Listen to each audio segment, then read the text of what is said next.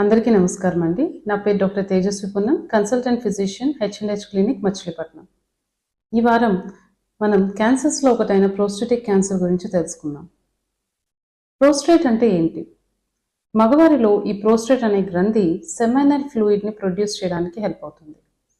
ఈ సెమైనల్ ఫ్లూయిడే మనకి మగవారిలో ఉన్న స్పర్మ్ని నరిష్ చేసి అవి యాక్టివ్గా ఉండడానికి ఉపయోగపడే రసాయనం. ఈ ప్రోస్టేట్ గ్రంథికి వచ్చే క్యాన్సర్నే మనం ప్రోస్టేటిక్ క్యాన్సర్ అంటాం. దీని లక్షణాలు ఎలా ఉంటాయి?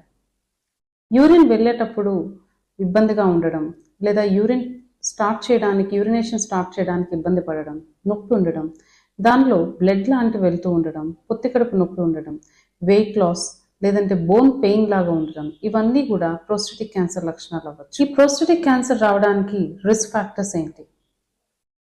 వయసు 50 సంవత్సరాలు పైబడి ఉన్నవారికి, ఇంట్లో హిస్టరీ ఆఫ్ బ్రెస్ట్ క్యాన్సర్ ఉన్న వారిలో, BRCA1, BRCA2 జీన్స్ క్యారీ చేస్తున్న వాళ్ళలో, లేదంటే టొబాకో యూసేజ్ ఎక్కువగా ఉన్న వారిలో, family history of prostatic cancer ఉన్న వాళ్ళలో ఈ రిస్క్ ఫ్యాక్టర్స్ ఎక్కువగా ఉంటాయి. ఈ ప్రోస్టేటిక్ క్యాన్సర్ వచ్చే రిస్క్ ఫ్యాక్టర్ని మనం ఎలా తగ్గించుకోవచ్చు?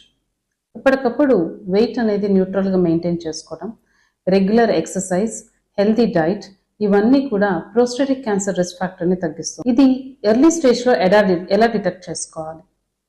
యూరినేషన్ సిమ్టమ్స్ ఏం స్టార్ట్ అయినా వెంటనే doctor examination, digital rectal examination ద్వారా మనం ప్రోస్టేట్ సైజ్ పెరిగిందా లేదా అనేది తెలుసుకోవచ్చు.